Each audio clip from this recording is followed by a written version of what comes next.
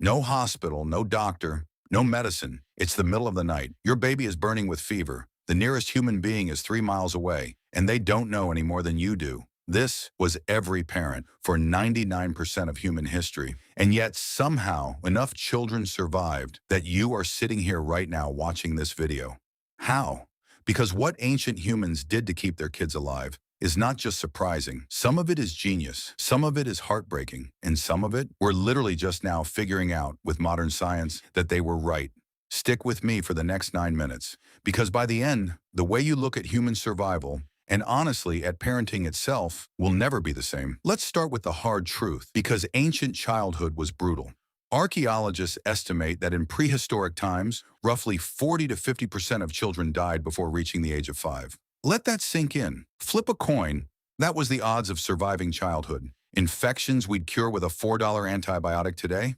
Fatal. A cut on the foot could kill a toddler in a week. A bad winter with no food? Entire families gone. And yet, here's the thing that should blow your mind. The population of humans kept growing. Slowly, painfully, but growing. That means ancient parents had to be doing something right. So what was it? The first, and maybe most powerful, survival tool ancient humans had wasn't a medicine, it wasn't a weapon, it was each other. Anthropologists call it alloparenting, and it might be the single biggest reason humanity survived. In hunter-gatherer tribes, raising a child was never just the mother's job. Grandmothers, aunts, older sisters, even unrelated women in the tribe, everyone was involved. Babies were passed around, held, fed, and watched by multiple caregivers throughout the day. And this wasn't just emotional support, it was a survival strategy. Researchers studying modern tribes in Tanzania found that mothers who had strong alloparenting networks had children with significantly higher survival rates. More hands meant less chance a child was left unprotected, cold, or hungry. In fact, some evolutionary biologists now believe humans evolved to need community, that our babies are born so helpless, so dependent, specifically because we evolved in groups. A human infant is literally biologically designed to be raised by a village. Ancient parents didn't have pediatricians, they had each other, and that was enough. Hey, real quick, if you're finding this fascinating, hit that subscribe button right now. Every week we go deep on human history, anthropology, and ancient civilizations, the stuff your history teacher never taught you. Okay, back to it, because this next part is wild. Now let's talk about medicine, because this is where most people assume ancient humans were just helpless. They weren't. Yes, they didn't understand germ theory, but through thousands of years of trial and error, they figured out what worked, even if they couldn't explain why. Archaeologists have found evidence of willow bark being used by ancient humans to reduce fevers. Willow bark contains salicin, the compound we eventually turned into aspirin. Honey, which ancient Egyptians and hunter-gatherers used to pack wounds, is now medically proven to have powerful antibacterial properties. It literally keeps wounds from getting infected. Ancient mothers in multiple cultures independently discovered that garlic could help fight infections.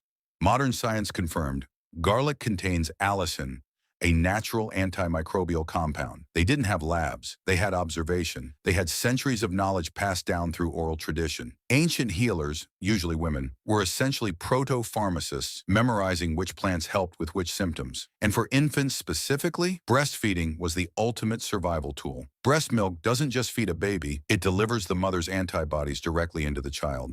In a world full of bacteria and viruses, that immune transfer could be the difference between life and death. Most ancient children were breastfed for 2 to 4 years. Not by choice, by necessity. And it worked. Here's one that'll start a debate in the comments. Co-sleeping. In the modern Western world, we're told babies should sleep alone, in a crib, in a separate room. But for 99% of human history, that idea would have seemed absolutely insane. Ancient babies slept pressed against their mothers, or other caregivers, every single night. And this wasn't just about warmth, though in a world without central heating, body heat absolutely saved infant lives.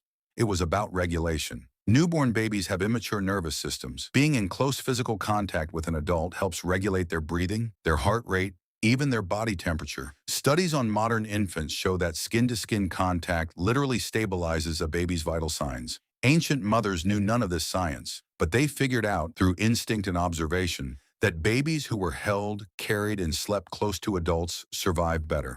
Many tribes carried infants on their bodies nearly all day using slings and wraps. The baby was never alone, never unprotected, always sensing the heartbeat of a caregiver. It wasn't a parenting philosophy. It was survival engineering. But here's the part of this story that hits different. Ancient parents knew, they knew that no matter what they did, they might lose their child. The grief of losing a baby or toddler was not rare. It was expected. It was normal. Archaeologists have found ancient burial sites for infants and children across every culture, with flowers, food, jewelry, and tools placed carefully beside them. These weren't forgotten children.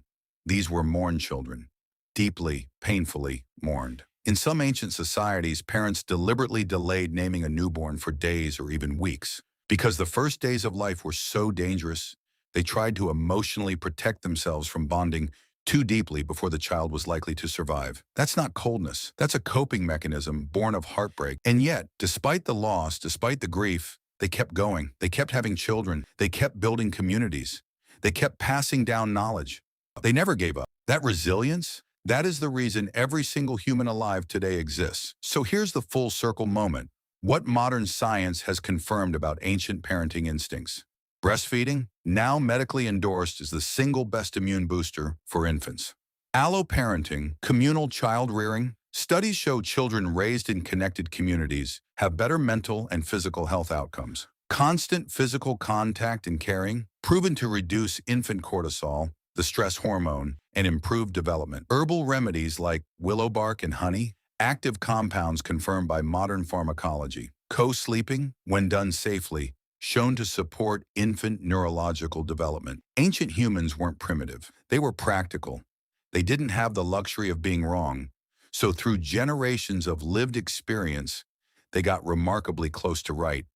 They built the playbook. We just finally have the science to explain why it worked. So the next time you feel overwhelmed by parenting, or honestly, just by surviving as a human being in a complicated world, remember this: your ancestors had none of what you have. No safety nets, no doctors, no systems, just instinct, community, and an absolute refusal to quit, and they won. Which means, so can you. If this video hit different for you, share it with someone who needs to hear it. Drop in the comments. What ancient parenting survival trick surprised you the most? I read every single one. And if you haven't subscribed yet, what are you waiting for? Hit that button. New video drops every week. And I promise, it only gets more fascinating from here. I'll see you in the next one.